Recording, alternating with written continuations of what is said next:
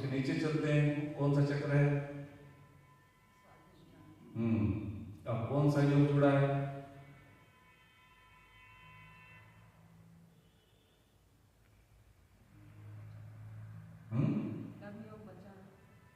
कौन सा योग बचा है?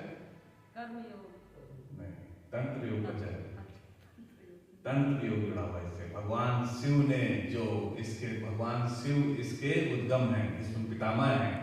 पहली बार भगवान शिव ने तंत्र योग की बात करी। वैसे सच कहो तो सातवें योग की बात ही भगवान शिव ने पहली बार करी। इस पृथ्वी के प्रथम तीर्थंकर है, प्रथम बुद्ध हैं, इसलिए वो देवों में देव महादेव है।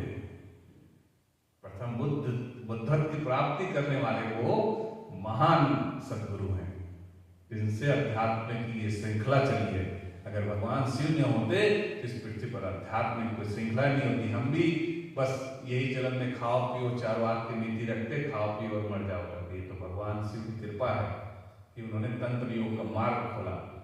आज से 15,000 वर्ष पूर्व भगवान शिव ने तंत्र योग का मार्ग खोला और माँ पार्वती को इसको दीक्षा दी और उन्होंने अपने 7 शिष्यों को उन्होंने इसमें प्रवीण किया। सबको 16-16 विधियां बांटी। 16 सप्ते 112 विधियां होती हैं। 112 विधियां हम इसको सोमवार को लेंगे भगवान शिव के तंत्र को, तो 112 विधियां उनको बांटी और पूरे विश्व में ओशो ने उसको बोल के सब तक पहुंचा दिया। तो उससे तंत्र योग जुड़ा हुआ है। और ये रास्ता भी लगता आसान है, पर ये रास्ता भी बहुत खतरनाक है। जो ध्यान नहीं करता वो तंत्र योग के रास्ते में प्रवेश न करे।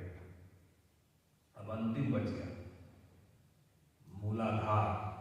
मूल आधार जो हमारे शरीर का मूल आधार है, कौन सा चक्र है ये और कौन सा योग जुड़ा है इससे? आखिरी आपने बताया था नहीं, कभी बच गया है, कर्म योग जुड़ा है। इससे भी बहुत लोग पहुंचे हैं कर्म से, क्योंकि बहुत लोग ऐसे हैं जिनके जीवन में 3 मूल है, भक्ति, ध्यान और कर्म। बहुत लोग भक्ति में जाएंगे, खासकर स्त्रियां, वो प्रेम का मार्ग ही उनका मार्ग है, प्रेम का मार्ग, भक्ति का मार्ग। क्योंकि बचपन से ही वो 48 अंक लेके पैदा होती है, 24 स्त्री के और 24 पुरुष के 48। इससे उसमें एक सौम्यता होती है, कोमलता होती है, तो वो उनका मार्ग ही प्रेम का है।